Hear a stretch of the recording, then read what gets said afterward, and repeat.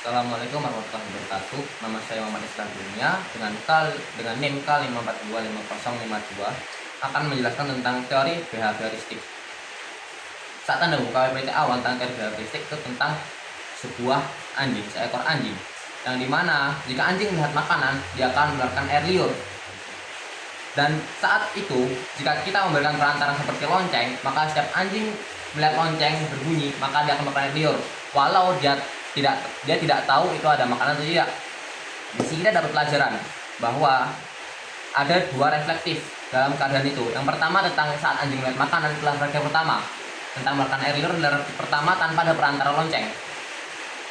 Lalu reflektif kedua adalah jika di saat dikasih perantara lonceng maka anjing itu mengeluarkan air liur. Dalam reflektif kedua ini, reflektif pertama akan ditinggalkan karena fokus anjing bukan pada makanan tapi tentang lonceng yang diberikan. Karena itu ini disebut sebuah premis. Dan jika salah satu premis seperti lonceng tidak dibunyikan, maka anjing tidak akan dapat makanan karena dia tidak melakukan air liur. Lalu tentang konsep Skinner box, yaitu tikus yang di dalam, sama seperti anjing tadi, tapi dengan perantara buat tikus di dalam kotak itu akan diberi makanan saat dia mengeluarkan tombol. Dan tikus itu akan lupa dia akan lupa tentang makanan yang dikeluarkan saat tombol itu berbunyi karena dia lebih fokus dalam tombol, sama seperti manusia. Dalam reflektif ini ada dua penguatan positif dan negatif. Saat seperti kita diberikan, saat zaman dulu kita tidak butuh uang, tapi saat ini seperti penguatan negatif, kita diberikan uang supaya untuk membelanjakan barang-barang.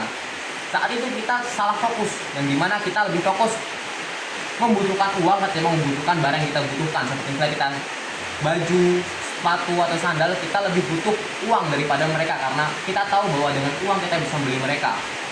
Tapi itu salah. Sama seperti konsep dalam pelajaran pendidikan. Jika kita sebagai guru melakukan reflektif anak-anak, jika misalnya ada yang mengacung tangan, kita akan beri permen, maka mereka akan selalu mengacung tangan saat kita mengadakan jawaban dengan harapan kita akan memberikan mereka permen. Sama seperti juga saat jika murid kita memberi kesalahan. Jika murid memberi kesalahan, kita misalnya mempunishmentnya, maka itu akan membuat muridnya itu merasa takut. Dan saat mereka memberi kesalahan, mereka akan membuat penguatan negatif bahwa kita akan marah kepada mereka.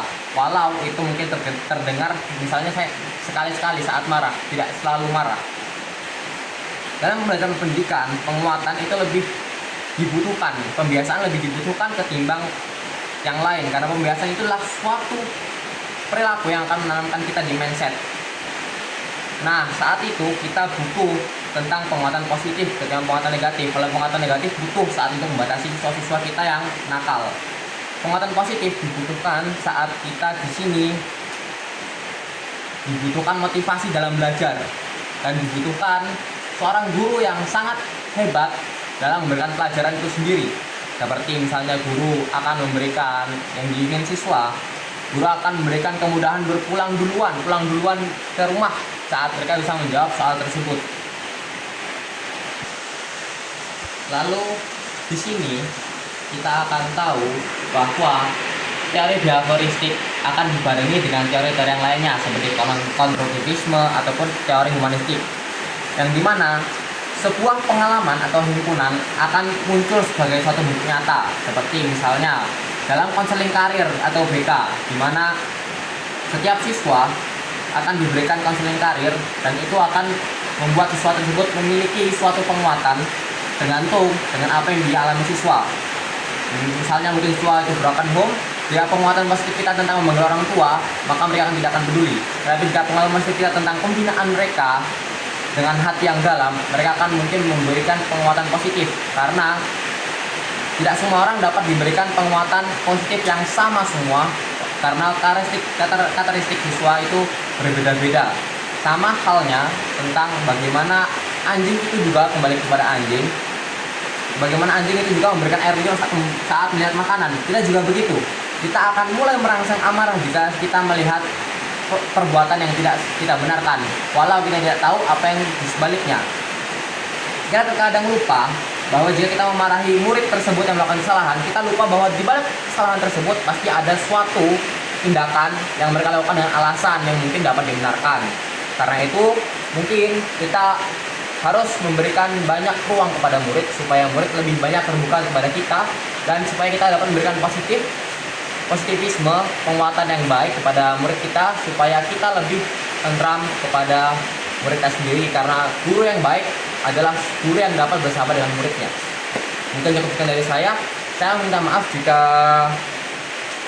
video saya terlambat diupload, karena itu murni kesalahan saya tidak sadar bahwa saya menyimpan link video teman, dan ataupun itu saya meminta maaf pada dosen saya itu Pak Sugi, karena jujur saya demi Allah saya tidak tahu itu adalah milik teman saya, dan saya benar-benar minta maaf karena itu saya sudah buat video tapi entah kenapa itu malah menyalin link saya. Assalamualaikum warahmatullahi wabarakatuh.